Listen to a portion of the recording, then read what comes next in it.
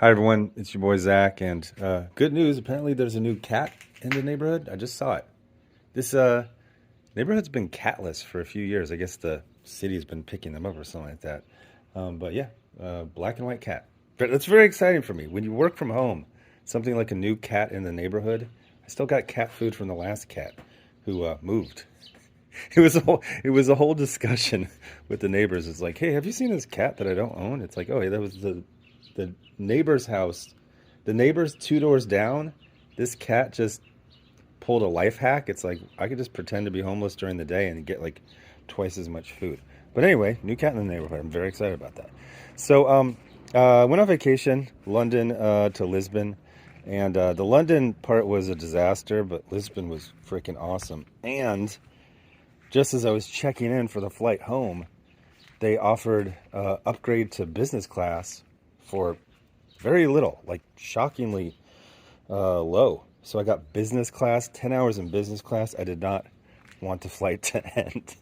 But anyway, before the flight, after the flight, and then right now, I watched this Thinking Critical video. That was, it was so crazy, I kept blaming myself. It's like, I've been on vacation, I'm missing something. This is a reference, something happened. No. So what happened is, and like I said, there's this depressed middle-aged man, like, sphere of just wanting to hear that everything is terrible.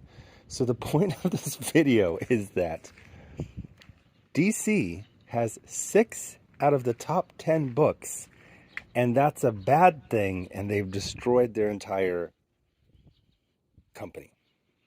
They've destroyed their future. It's the amount of like over the top histrionic. Well, first of all, it was clearly like half of it was written by ChatGPT. If you use ChatGPT for research, especially like the ChatGPT 4.5, they have these very predictable uses of phrases, and this one is just full of them. It's like, it isn't just this, it's this. It's like, okay, this is ChatGPT. But the parts that weren't ChatGPT were, I mean, it was insane. I really need to emphasize this.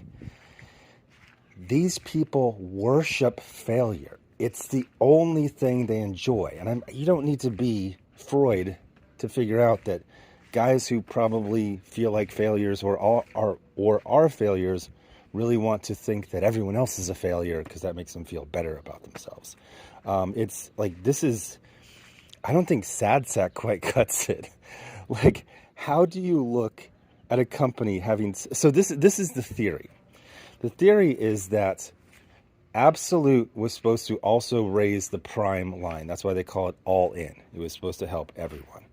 Except for, I didn't see all in. I saw Allen. And it just made me think about Gigi Allen from the Murder Junkies. Anyway, but it was kind of confusing because they're like, we're doing this Absolute thing, and it's a part of All In. It's like, well, what's All In? All In is also all the other books. It's like, what? Okay, so Absolute. Okay, so you're doing Absolute, and Absolute was a hit, and I didn't realize it because I kind of dropped a lot of the Absolute books. I didn't realize they're still in the top 10. Like, freaking Absolute Superman is still in the top 10. I'm like, what the hell? Okay, fine. I know I've talked about a million times on TikTok where there's a new generation and the Absolute. Oh, that's why. A new generation likes Absolute, so a bunch of sad sack old men have to make it look like Absolute destroy. So the theory in this video, and again, I watched it 3 times on 3 different devices because I kept blaming it. Well, first of all, I was watching my phone and it kept freezing. I was like, oh, there's something wrong with but same thing happened on my television, so I don't know what's up there. But the idea is that even though DC has 6 out of the top 10 books, their mid-card books are down. They have a downward trend. So the theory is that DC cannibalized itself, but it's even worse than that. It's, they were robbing Peter to pay Paul, so you just took the sales from regular Superman and you gave it to Absolute Superman. Except for grumpy old men hate that one, and it's people in their 20s love it. So it's an actual new audience. And I've talked to somebody who runs a comic book shop, and he was just saying, he wasn't all doom and gloom, but he was just like, Yeah, a couple years ago, I think it was like 3 years ago, he had like 250 customers with a pull list, and it's like down in the 100s. Now they're not dying like Heidi McDonald, but they're just kind of slowly leaving the hobby. And there's a new generation that absolutely loves Absolute, and this can be built upon. But the theory, and again, I watched this fucking video 3 times because I was like, no, it can't be. The theory can't be that. And he just says it. He goes, he's like, the mid-card, the medium-selling books, that's like the foundation, the base of a company. And if you lose that, you lose the whole company, except for you just created a whole new line that attracted a whole new audience of people who are going to live for like 60 more years, which is just a huge fucking win. Like, just a massive, I mean, they are beyond happy. But generic Green Lantern stories in main continuity are so let me break it down. So the top 10 is the top 10. This is the stuff that's selling really good. Then you got about to the top 25. So the next 15, those are selling pretty damn good.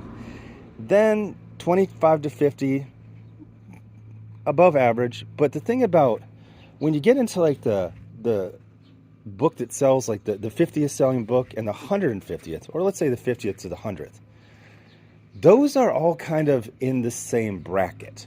So dropping from like 48 to 96, that sounds terrible, but honestly, the 50 to 100, those are all kind of the same similar sales.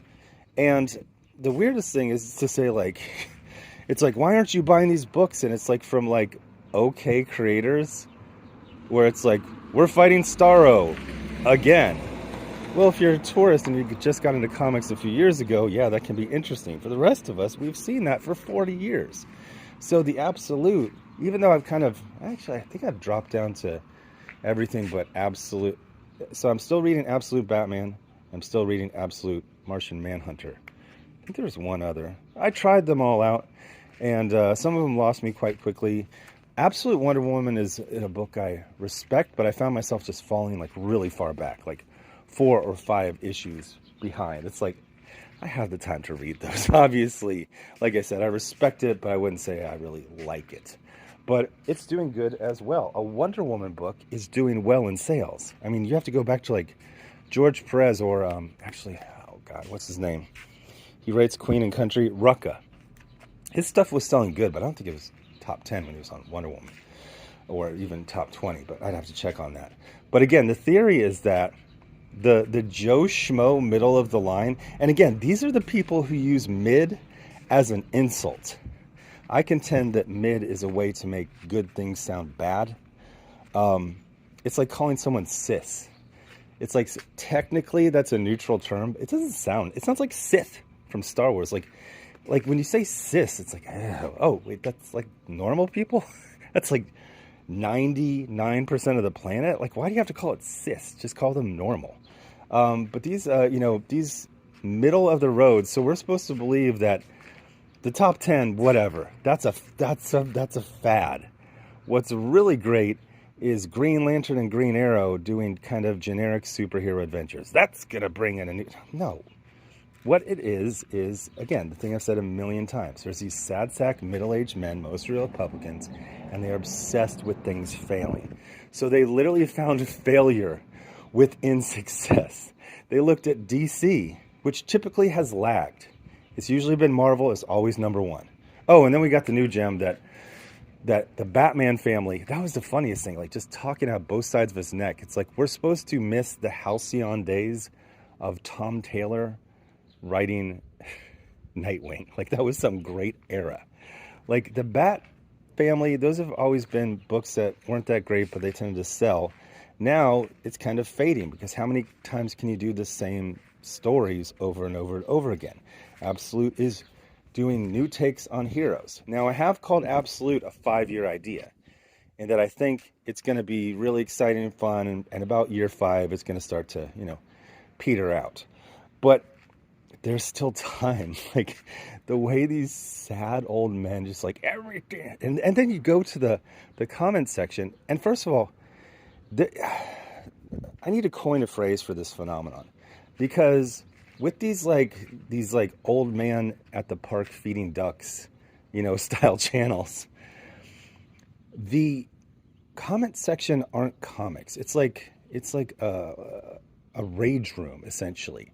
It's just sad old men just like, comics are too expensive. They're $4 or $5, broke ass. I go to a fucking drive-thru. I will spend 2 to 3 times that just for a drink, a burger, and fries. Like, Jack in the Box prices are getting crazy. Comics are relatively cheap compared to everything on earth right now. Just, in my day, they cost a nickel. Well, actually, they didn't. In your day, they were like 65 cents, 75 cents, but they quickly went to like $1 like a few months later. Like, just stop. I'm not a tourist. I was actually there. I know this stuff. I don't have to read CBR articles to know about the history of modern comics. But no, they're not cannibalizing the line. They have a completely new audience. Well, not completely new, but a lot of a new audience on the Absolute books. These are people in their 20s, early 30s. They love it. The generic mid-tier heroes fighting Starro, or the funniest part is at one point he's like, people aren't reading the Superman books. They have the Time Trapper. It's like, yeah, that sounds stupid as fuck. The Time Trapper? Does he have a little trapper keeper? It's like, ooh, I've captured the year 1967. You'll never catch me, Superman. Like, that sounds stupid as fuck. The Time Trapper. Does he have a Time Trapper keeper? But yeah, so you have generic, mediocre superheroes. It's like, why aren't these selling? They used to sell, prime mediocre, and now they're sub-mediocre. It's still the same category. That whole 50 to 100, that's the same category. So Absolute is doing great. It brought in a new audience. Sad sack old men don't like that. So they have to somehow make DC... Oh, and the idea is, well, the other part of the theory is like, it's drawn all the enthusiasm from the Prime to the Absolute universe, but that will quickly fade, and then it will go nowhere. Well, it might go backwards, or Absolute might continue. Also, the continued negging of Absolute Martian Manhunter, because you don't like Denise Camp. I think he's a douche, but that's a good fucking book. No, this is not real. It's just another sad sack attempt to make everything seem like a failure because paging Dr. Freud, you finish the sentence. But Absolute's doing good. I still contend it's probably about a 5-year idea. And in that 5 years, they have time to capitalize and solidify that new audience, which aren't sad sack middle-aged men who comics are too expensive.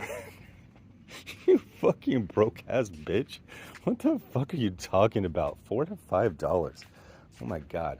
Anyway, thanks for watching. Bye.